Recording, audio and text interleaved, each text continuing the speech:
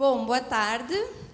Boa tarde a todos que estão aqui. Algumas caras eu já conheci durante a terça-feira e a quinta-feira, hoje, a passear lá pelo Bexiga.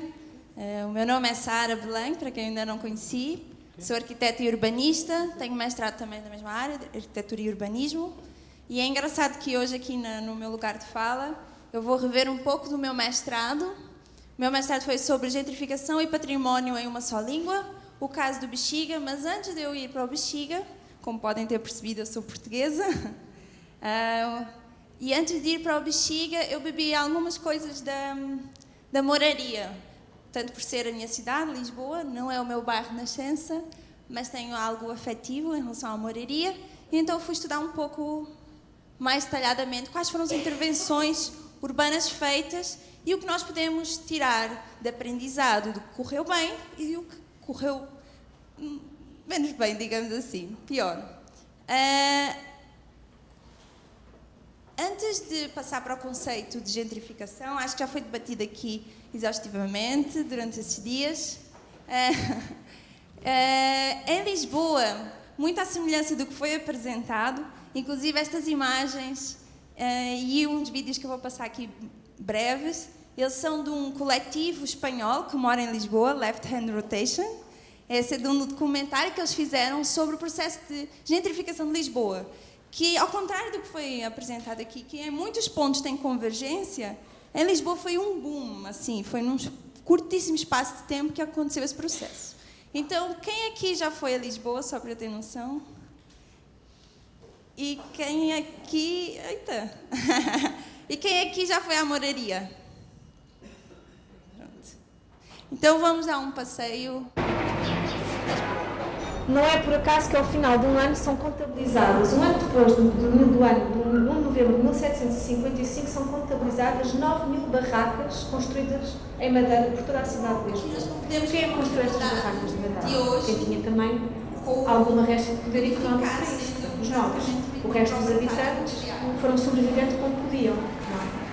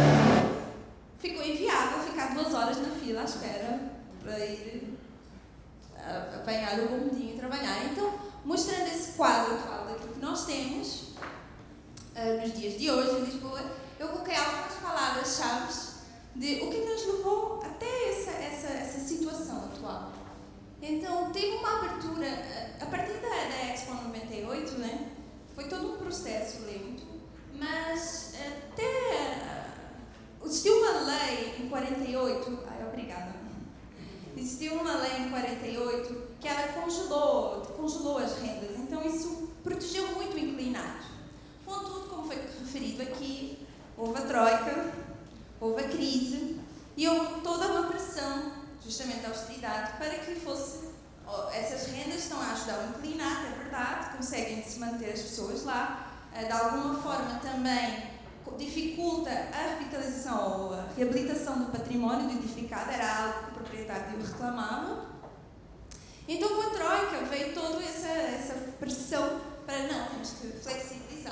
E essa flexibilização, ela veio um pouco, aí vai divergir do que foi apresentado, mas veio por um investimento estrangeiro, mas apoiado em vistos gold. Alguém aqui sabe, ou já ouviu falar dos vistos gold? Os vistos gold, se a pessoa investir, se um estrangeiro, ele investir, tem 3 maneiras de ele conseguir a residência. Então, se ele investir 1 milhão, fazer uma transação de 1 milhão ou superior a isso, ele consegue ter a residência lá. Se comprar um imóvel a um preço de 500 mil euros ou superior, investir assim no imobiliário, ele também consegue. Ou então, através de postos de trabalho, se criar 10 postos de trabalho. Então, com isso, e o governo, a Câmara Municipal de Lisboa, ela detinha detinha um acervo imobiliário muito grande no património, que de repente, justamente com essa pressão, tanto de vamos acabar, vamos fazer, como foi referido em 2012, a lei dos despejos, ou seja, vamos flexibilizar isso de colocar para fora as pessoas agora, porque afinal, porquê que eu hei de vender por 200 mil euros se eu dou-te 500 mil e tu ainda ganhas um visto de residência? Então, com isso, forçou com que as pessoas fossem expulsas, os despejos, nós chamamos da lei dos despejos, justamente, além de todo esse quadro de investimento. Além do que foi referido, teve também a estratégia de reabilitação urbana 2011-2024, ou seja, 92% da área da cidade ficou sendo considerada como área para reabilitação urbana, o que facilitou com que, por exemplo, o plano local de habitação e outras estratégias, outros planos incidissem sobre essas áreas denominadas como estratégicas. E houve um grande foco no espaço público. Aqui é o exemplo de uma revista de 2014 que refere a moraria como um exemplo de sucesso na reabilitação do seu quadro edificado, e inclusive o Souto Moura estava no júri. Bom, para isso eu passo já para o quadro de referência estratégica nacional, em especial da moraria. Coloquei o fado também, justamente porque ele foi um dos eixos identitários muito usados justamente para renovar a ideia ou a maneira como se queria modificar e fazer a reabilitação. Aqui nós temos o Castelo de São Jorge, aqui o Martim Muniz, a Praça Martim Muniz. Muito engraçado que na criação das identidades, a moraria ela é desde a formação da cidade, desde 1147, é bem antiga, e ela moraria justamente porque na conquista cristã da cidade os mouros ficaram numa área reservada, dando as costas para o castelo. Então aqui começa, caminhando para cá, já começa a ir para a moraria.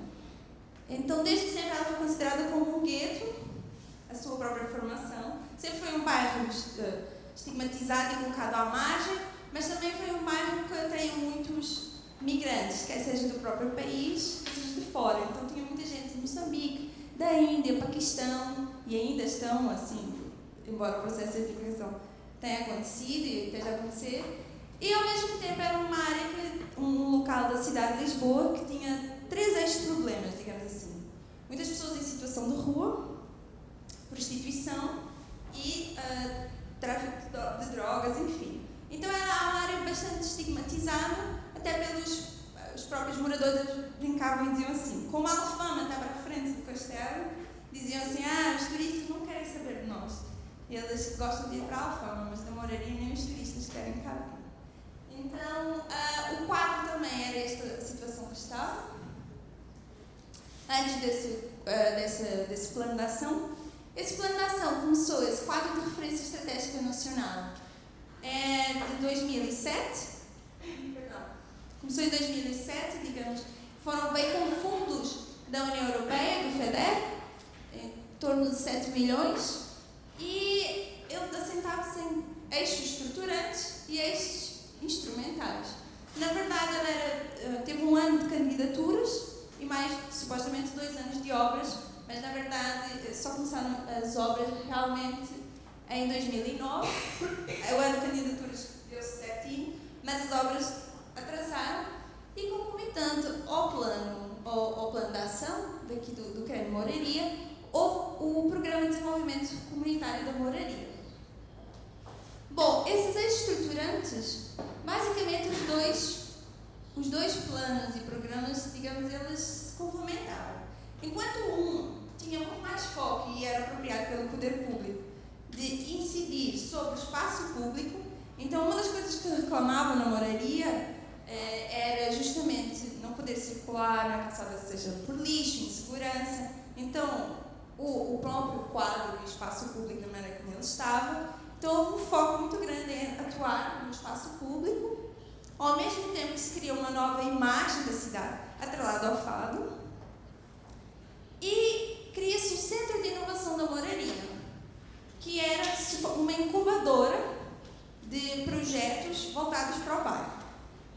Além disso, em termos de eixos instrumentais, existiu uma valoração de artes e ofícios, a criação de um corredor intercultural, como eu vou mostrar aqui.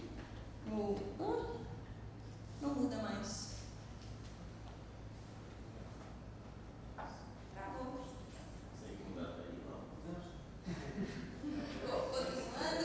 Continuando. Já eventualmente aparecerá, então vamos continuar. Houve a criação também de uma banda desenhada, eu não sei, BD, faz sentido? Isso, História em Quadrinhos, obrigada. Sobre a moraria, um festival de Amundos na moraria. Houve todo um conjunto de ações para reforçar a identidade, do que seria a identidade do bairro. Então, eles resolveram resgatar o fado, porque diziam que a Casa da Severa, a origem do fado estaria na moraria. Então, então, o fado e até a própria imagem cristã, vou mostrar a imagem do Martim Muniz, já passei a imagem do Martim Muniz, porquê? Porque o Martim Muniz foi considerado esse mito do cristão que segurou a porta, supostamente na invasão, na conquista da cidade, segurou a porta. Então, há toda uma construção ideológica sobre o que seria necessário preservar para abrir a moraria em duas ações. Eu vou querer abrir a moraria para o público de fora e vou querer que as pessoas que moram na moraria passem a usar o espaço público. A verdade é que depois das obras, de fato, a população do bairro era bastante idosa e muita gente, depois das obras, alguns não conseguiam sair de casa, mas outros, à medida que a acessibilidade melhorou, ficaram surpresos porque haviam vizinhos e primos que não viam há anos e ficavam surpresos. Você ainda está vivo! Porque eles não sabiam, não se encontravam, justamente porque não saíam de casa.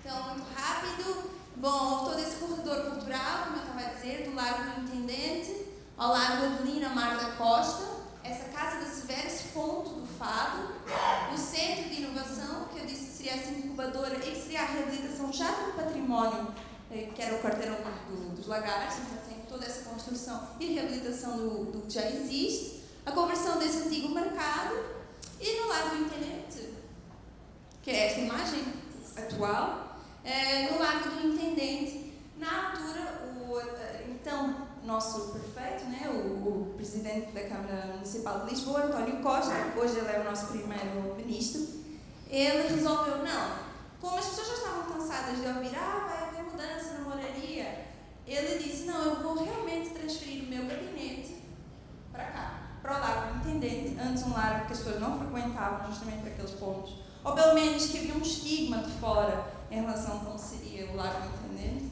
ele vai e muda. Além disso, há toda o próprio edificado não estava assim, tem toda uma reabilitação.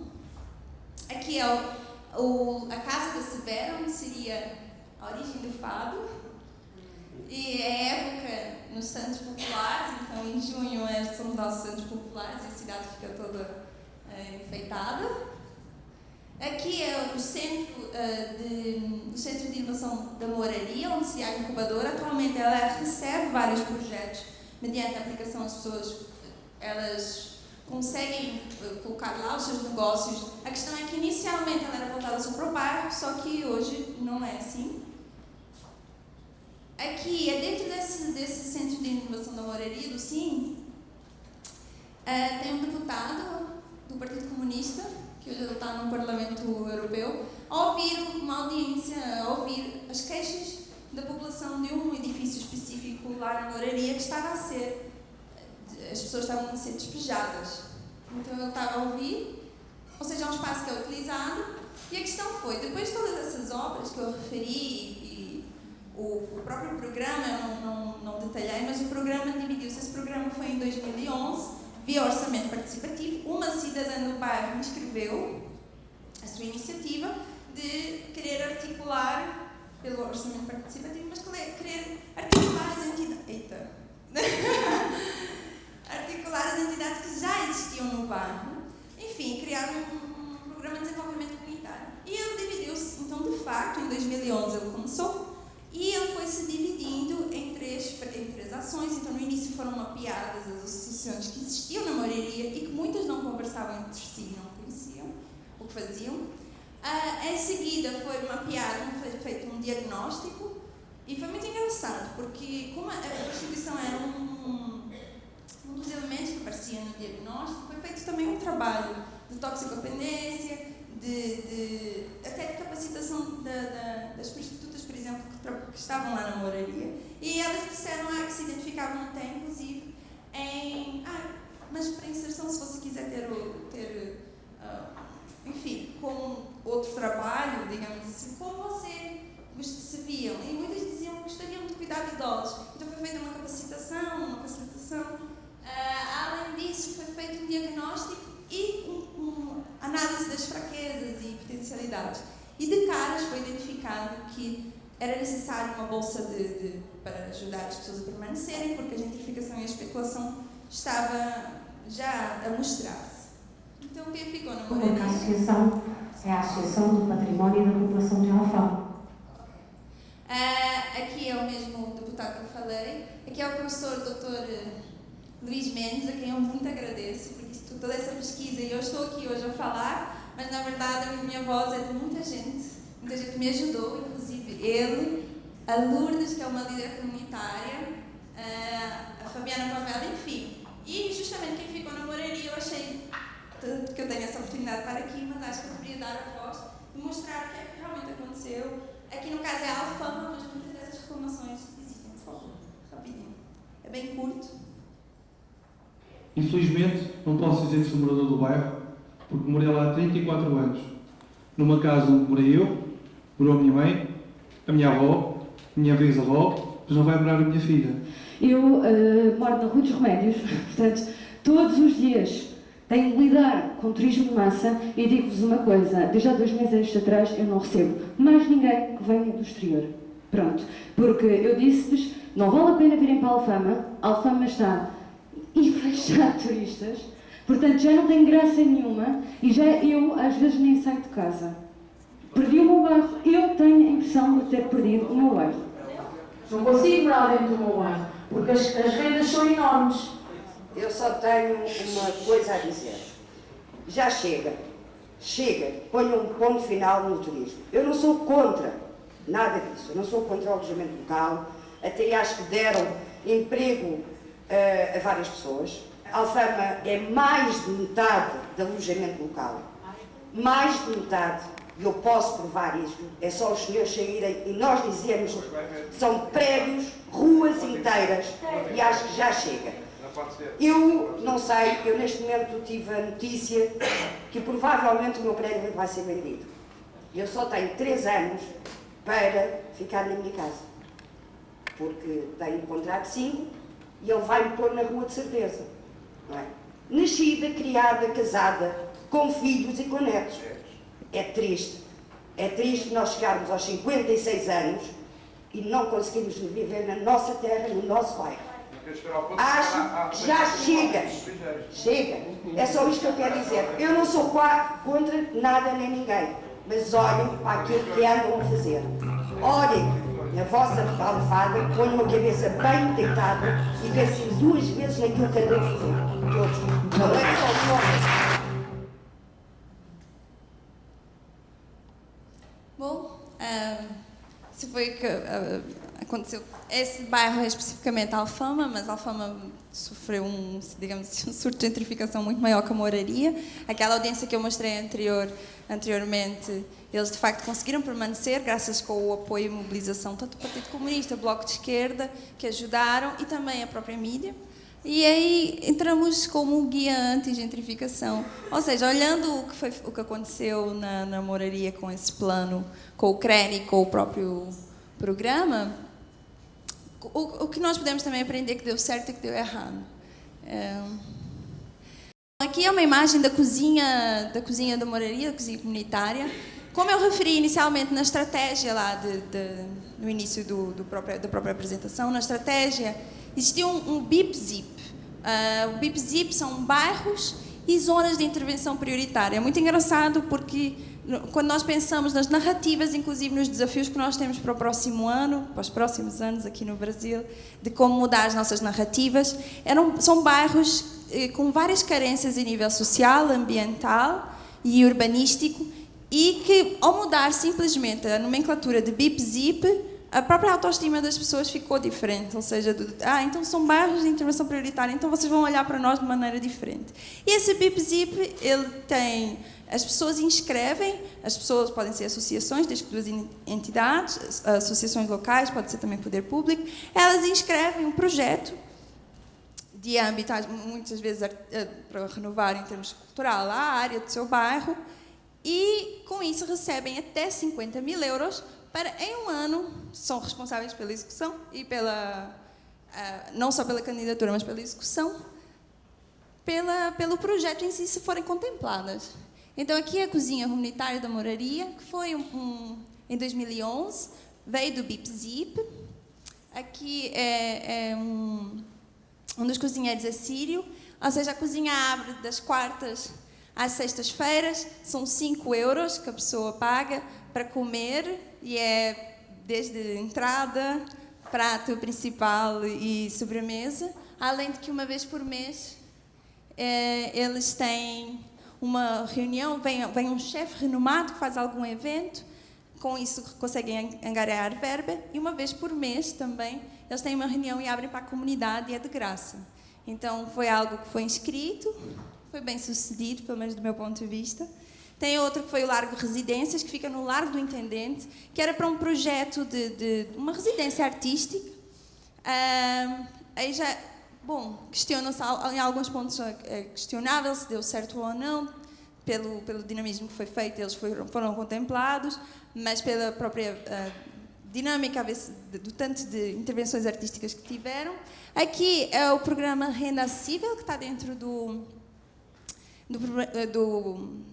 da estratégia e dentro do programa local de habitação, gerou esse Renda Acessível. Esse Renda Acessível tem bastante controvérsia, por quê? Porque ele visa, aqui onde nós estamos, na Moraria, Arroios, então em 15 localidades, em 15 áreas da cidade, é feita uma maneira com que a classe média, ou seja, que não se conseguiria estar enquadrada no acesso à moradia social, mas que também não consegue mais comprar ou ter acesso à renda por conta do preço do mercado que está a ser praticado.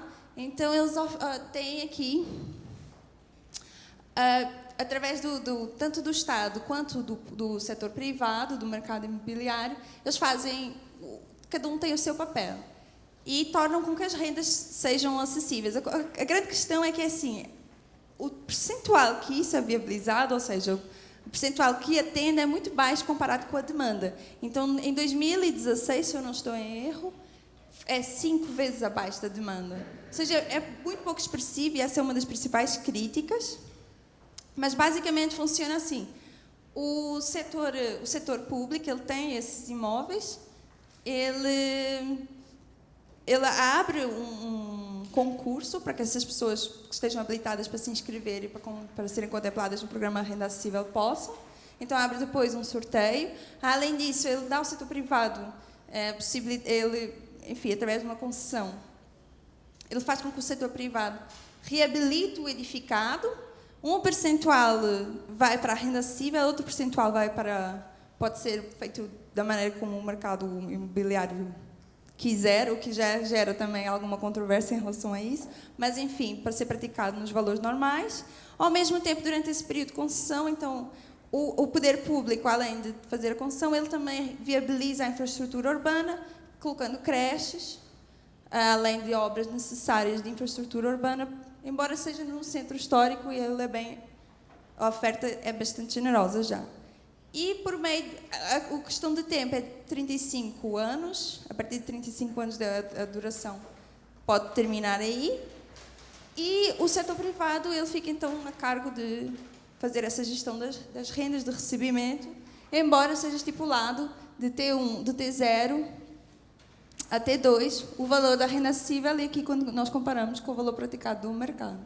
Então, além disso, tem a habitação social, mas, enfim, a grande crítica é que é um dos exemplos lá na Mouraria, desse programa, do programa Renda Acessível, onde vai ser. Tem também uma parte destinada a estabelecimentos comerciais.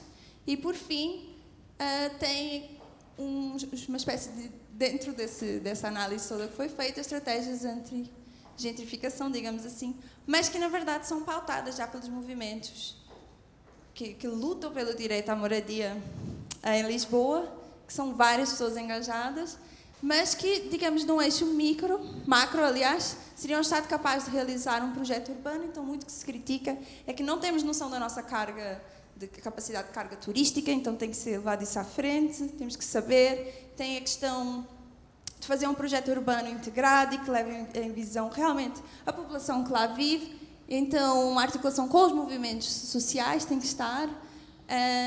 Além disso, tem que haver toda uma reformulação na própria lei, na chamada lei dos despejos, porque ela não pode continuar do jeito que está, e também na própria lei de investimento, ou seja, esse visto gold. Tem também os residentes não habituais, enfim, tem toda uma questão tributária aí que fomenta e que é bem maior do que propriamente só o exemplo de Lisboa. Além de fortalecer os próprios movimentos sociais, que estão muito fragmentados. Isso não otimiza nem sistematiza a nossa luta, nem o nosso engajamento. Além disso, ter também a questão do licenciamento. Por quê? Porque muitas vezes o que aconteceu foi que o próprio proprietário despejava as pessoas para transformar aquilo em alojamento local. E ele só comunicava, vou transformar... perdão, eu nem estava vendo. Vou transformar em alojamento local, mas e só informava. Então tem que existir sim uma regularização. E no mais é isso. Muito obrigada.